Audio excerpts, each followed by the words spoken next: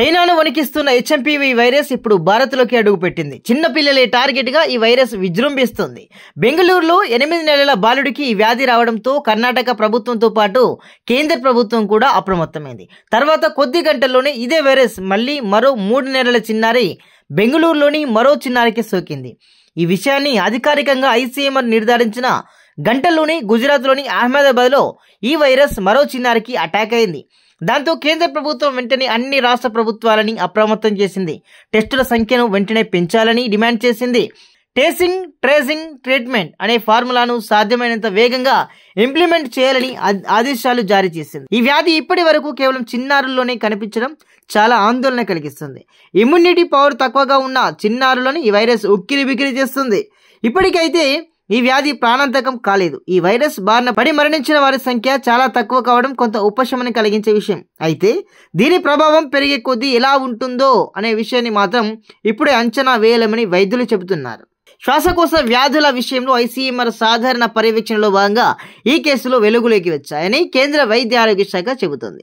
హెచ్ఐపీవీకి ఎవరు భయపడాల్సిన అవసరం లేదని, భారత ప్రభుత్వం అన్నిటికీ సిద్ధంగా ఉందని, సులభంగా ఈ వైరస్ను ఎదుర్కొంటామని కేంద్ర ఆరోగ్య శాఖ మంత్రి నడ్డా తెలిపారు. మన దేశంలో ఈ వ్యాధి 2001 నుంచి వెలుగులో ఉందని, కట్టడి చేస్తున్నామని ప్రకటించారు. భయపడాల్సిన అంత పెద్ద వైరస్ కాదని, దాని ప్రభావం కూడా నామమాత్రంగానే ఉందని తెలిపారు. ఈ హెచ్ఎంపీవీ వైరస్ ఇతర శ్వాసకోశ వైరస్ లాగానే వ్యాప్తి చెందుతుంది. శీతాకాలం కావడంతో జలుబు, ఫ్లూ లాంటి లక్షణాలను కనిపిస్తాయని కూడా కేంద్ర మంత్రి నడ్డా చెబుతున్నారు. పిల్లలు, వృద్ధులలో ఎక్కువగా ఇది కనిపిస్తుండటంతో జలుబు, ఫ్లూ లక్షణాలు ఉన్నవారు తగిన జాగ్రత్తలు పాటించాలని వైద్య నిపుణులు సూచిస్తున్నారు. తుమ్ములు, దగ్గు వచ్చినప్పుడు కర్చీఫ్ లాంటివి అడ్డు పెట్టుకోవాలని, అలాగే చేతులను తరచూ క్లీన్ చేసుకోవాలని చెప్తున్నారు. దీంతో పాటు షేక్ హ్యాండ్ ఇవ్వడం, జబ్బు ఉన్న వారి దగ్గరికి వెళ్ళడం, కళ్ళు, ముక్కును తరచూ కారడం, అదేవిధంగా బహిరంగ ప్రదేశాలు ఉమ్మివేయడం చేయొద్దని వైద్యులు హెచ్చరిస్తున్నారు. మరోవైపు హెచ్ఎంపీవీ పరీక్షలు నిర్వహించే ల్యాబ్ల సంఖ్యను పెంచుతున్నట్లు ఐసీఎంఆర్ ప్రకటించింది. ఇంకోవైపు చైనాలోని ఆసుపత్రుల్లో మాస్కులు వేసుకున్న వ్యక్తుల ఫోటోలు, వీడియోలు సోషల్ మీడియాలో హల్చల్ చేస్తున్నాయి.